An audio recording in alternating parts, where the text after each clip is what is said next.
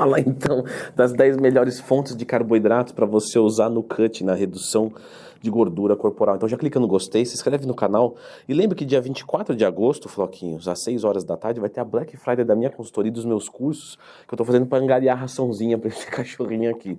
Mais informações aqui nos comentários, descontos de até 40%. E vamos falar do nosso número 10, que é a lentilha.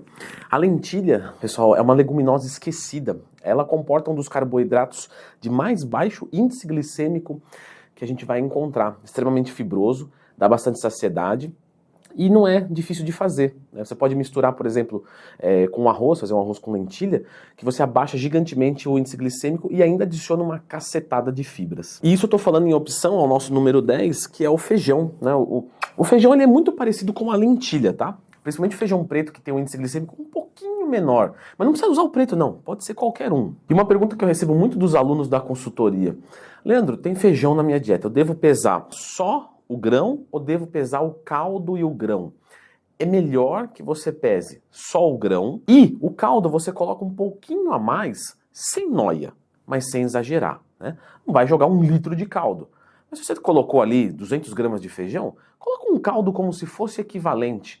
Já tá ótimo, porque o nosso corpo não é 100% preciso, tá? Já falei disso aqui no YouTube, quando tiver qualquer dúvida, lembra de procurar no Twin Mais Tema.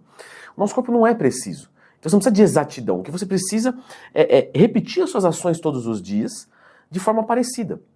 Então, por exemplo, todo dia eu vou comer 200 gramas de feijão e com 2 conchas de feijão. Se um dia eu estagnar, eu vou fazer em cima disso o ajuste. E tá ótimo. Número 8, frutas, né? O melão tem das cargas glicêmicas mais baixas que a gente vai encontrar. Ou seja, em 100 gramas de melão, a gente vai achar 30 e poucas calorias.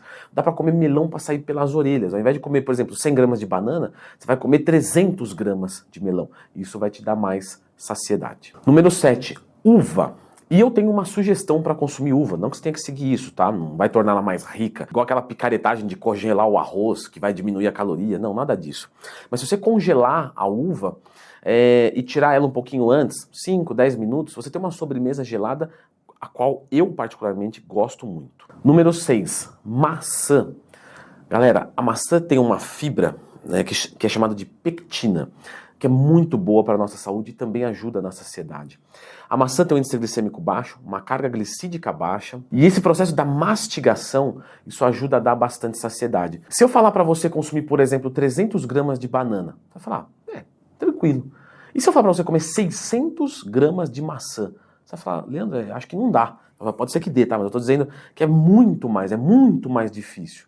E não que você tenha que comer, ou eu vou mandar bananinha para dentro ou eu vou mandar a maçã. Não. Você pode, por exemplo, vou mandar uma banana e 2 maçãs. Beleza. E as outras frutas, Leandro? Número 5.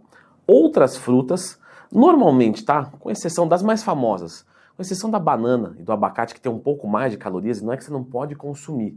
É que talvez não fique muito interessante, porque você vai comer e vai ficar com fome. É só isso. Mas outras frutas, então vamos lá, mamão, melancia, goiaba, tangerina, que eu adoro, pera, todas as frutas você pode e deve consumir. Vão te dar saciedade, são nutritivas e tem pouca caloria. Número 4, batata. Você pode usar batata doce, tá? Mas se você quiser comer mais ainda, a batata inglesa ela tem menos calorias. Mais ou menos 20% a menos do que a batata doce. Mais ou menos 40% a menos do que o arroz. Então quase, não é o dobro, tá? Mas quase você consegue comer o dobro da batata em relação ao arroz. E isso pode ajudar também a dar saciedade, apesar que a digestão dela é um pouco mais fácil. Porém, olha a quantidade que você vai comer. Número 3, ervilha. Gente, uma excelente dica. Você vai falar, pô, mas eu não gosto de comer ervilha pura, negócio, tá tudo bem, beleza.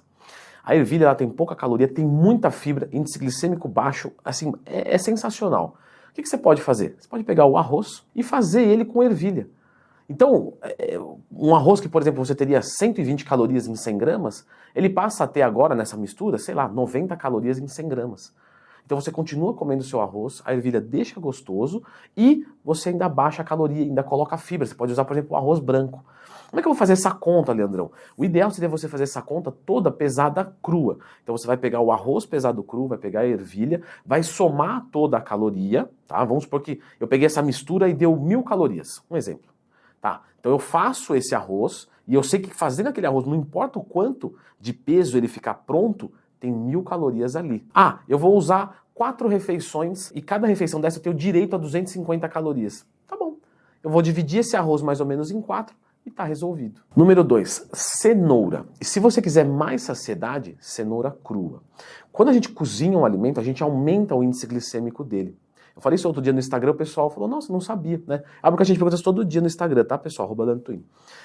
Porque quando você cozinha o alimento, ele fica mais molinho. Então o processo de digestão facilita. Então o índice glicêmico sobe. Não é um problema. O da cenoura é baixo e continua baixo. Mas, se você quiser mais baixo ainda para você ter saciedade, consuma a cenoura crua na sua alimentação. E por fim, o nosso número 1, a pipoca. Sim, o milho da pipoca ele é totalmente saudável. O problema é quando você coloca gordura, manteiga, etc. Então, você pode comprar um saco de pipoca. Você vai comprar, por exemplo, o sal que é micronizado. Você acha aí pela internet, não é difícil. Porque o sal normal, ele não vai grudar na pipoca sem óleo. Então você não vai conseguir salgar, você vai falar que é horrível. Tem gente que come pipoca sem sal, eu mesmo como assim, mas tem gente que não se adapta. Então você compra esse sal micronizado que ele vai pregar na pipoca. No começo é meio estranho, você come e dá umas tosse, porque é tão fino que às vezes bate na garganta, às vezes bate errado. Tipo isso, a pipoca bate errado. Mas no geral, é muito gostoso e 100 gramas de pipoca, você vai falar, pô, mas 100 gramas não é muito. Sim, mas 100 gramas dá um baldão gigante. Você fica ali comendo, de repente você quer acompanhar a sua namoradinha que não está de dieta, mas você não quer ferrar a tua dieta. Então você faz aquela refeição com carboidrato de pipoca, assiste o filmezinho, faz carinho na mãozinha dela, ela vai te adorar e você vai chegar no shape que você quer, certo? Eu vou aproveitar para deixar aqui algumas dicas da vida real, ok? Então dicas que às vezes não estão nos livros sobre cutting. Dá uma olhadinha aqui.